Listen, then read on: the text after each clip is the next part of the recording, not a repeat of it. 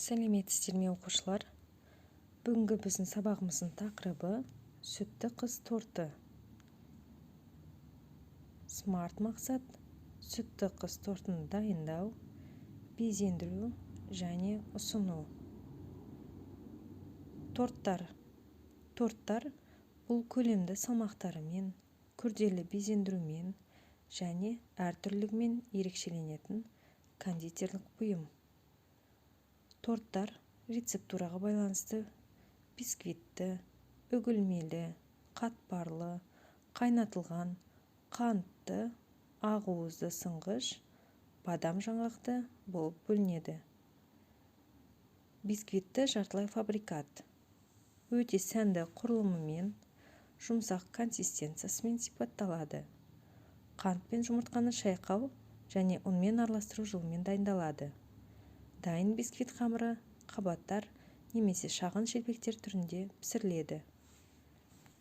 Сүтті қыз тортын даярлауға қажетті шикізаттар: бисквитіне жұмыртқа, қойылтылған сүт, ұн қопсытқыш, сары май; креміне сүзбелі ірімшік, 33-35% кілегей, қантты ұнтақ; вафли үгіндісіне жұмыртқа ақуызы, ұн, қант ұнтағы және сары май. Дайындалу жолы: ең әуелі қамырын дайындаймыз. Жетіге бөліп, пісіріп, кремін дайындап, кремнің көмегімен тортымызды жинаймыз. Вафлиді пісіріп, үгітіп, вафли үгіндісімен сүтті қыз тортының бүйірін әрлейміз. Жеміс-жидектермен безендіреміз.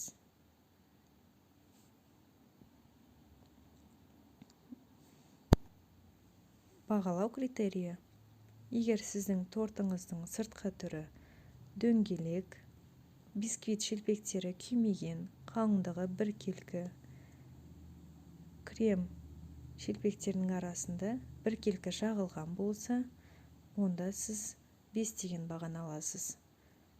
Егер сіздің тортыңыздың сыртқы түрі біркелкі дөңгелек емес, бисквит шелпектерінің қалыңдығы біркелкі болмаса, крем біркелкі жағылмаса, онда сіз 4 деген бағаны аласыз. Егер сіздің тортыңыздың сыртқы түрі біркелкі дөңгелек болмаса, бисквит шелпектері күйген, қалыңдығы біркелкі емес, крем сұйық, бисквит шелпектерінің арасында біркелкі жағылмаған болса, және де дәмі мен иісі бұл тортқа сай емес, тым тәтті болса, онда сіз 3 деген бағаны аласыз. Тортты дайындамас бұрын техника қауіпсіздігі және жеке гигиенаны қайталап өтейік. Жұмыс бастамас бұрын арнайы киімді дұрыстап киіңіз. Шашты бас киімнің астына алып, киімнің жеңін шынтаққа дейін түріңіз. Қолды шынтаққа дейін мұқият жуыңыз. Жұмыс орнын ретке келтіріңіз. Әтір қолданбаңыз. Құрал-жабдықтар тексеріп, оның жарамдылығына көз жеткізіңіз. Әшекейлер мен сағат тақпаңыз. Тырнақ қысқа, бояу жағылмаған болу керек. Қолда іріңді жаралар болмауы керек.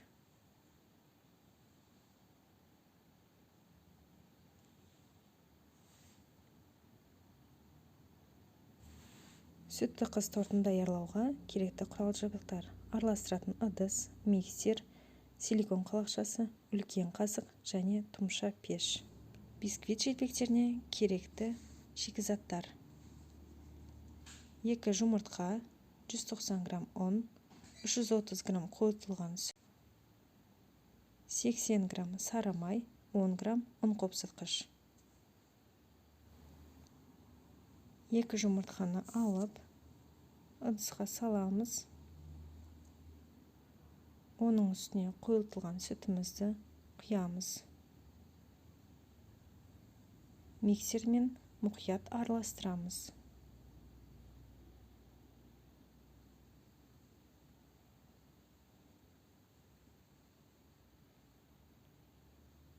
Бөлме температурасындағы жұмсақ сары майды салып, тағы да миксермен араластырамыз. 10 грамм қопсытқышымызды ұнға салып, қасықпен араластырып алған соң, барлығын бірден сұйық массамызға салып, миксермен мұқият араластырамыз.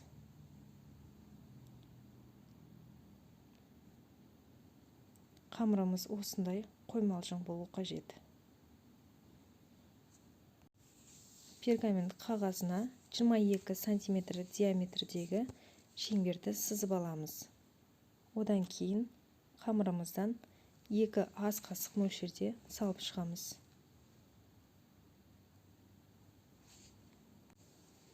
Қамырымызды осылай біркелкі етіп жағып,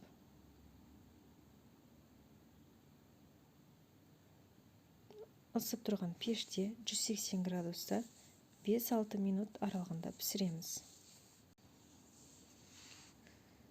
Бисквит шелпектерінің түсі осында сарғыш болу керек, және оны міндетті түрде темір торда суытып аламыз. Вафли үгіндісін дайындаймыз. Ол үшін жұмыртқаның ақ уысы, қант ұнтағы, жұмсақ сары май және ұнды араластырамыз. Барлығы 35 граммнан болуы қажет. Қамырымыз осындай біркелкі болуы керек. Қамырымызды пергамент қағазына біркелкі етіп жайып шығамыз.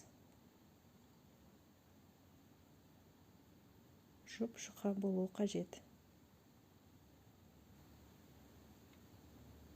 160 градуста қызып тұрған пеште 5 минут уақыт аралығында пісіріп аламыз. Вафлиміз пісті, оны үгітіп, дайындап қоямыз.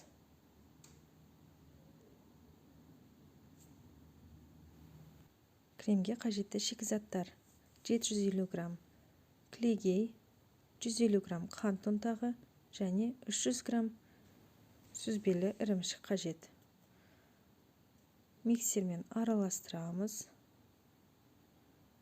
Басында сұйық болады, одан кейін 10 минут аралығынан кейін осындай қою біркелкі массаға айналады. Тортты жинай бастаймыз. Ол үшін айналмалы үстел және темір сақина қажет. Қағазынан бисквит шелпектерін ажыратып, үстіне шамамен 2 үлкен қасықтай крем жағып, тортымызды жинай бастаймыз.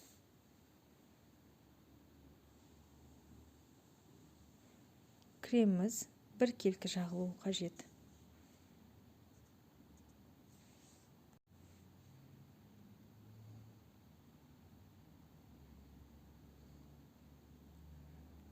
Толығымен кремімізді жағып, темір сақинадан ажыратамыз. Ол үшін жай ғана темір сақинаны жоғары көтереміз.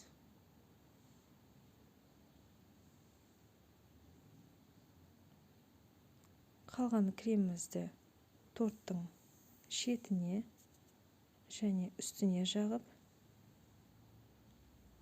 пышақтың және шпательдің көмегімен тортымызды одан әрі әсемдейміз. Тортымыз тұрақталу үшін 6 сағатқа тоңазытқышқа салып қоямыз. Салқындаған тортымыздың бүйірін вафли үгіндісімен әрлейміз.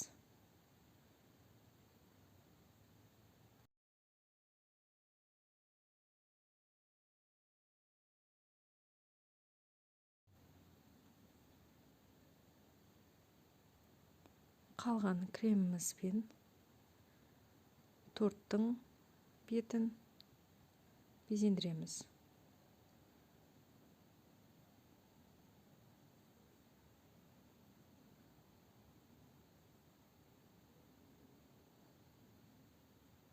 Қалауыңызша жеміс-жидектермен безендірсеңіз болады. Сүтті қыз торты дайын болды. Сіздерге үй тапсырмасы: сүтті қыз тортын әзірлеп, видеоға түсіріп, Платонус бағдарламасына жүктеу. Сау болыңыздар.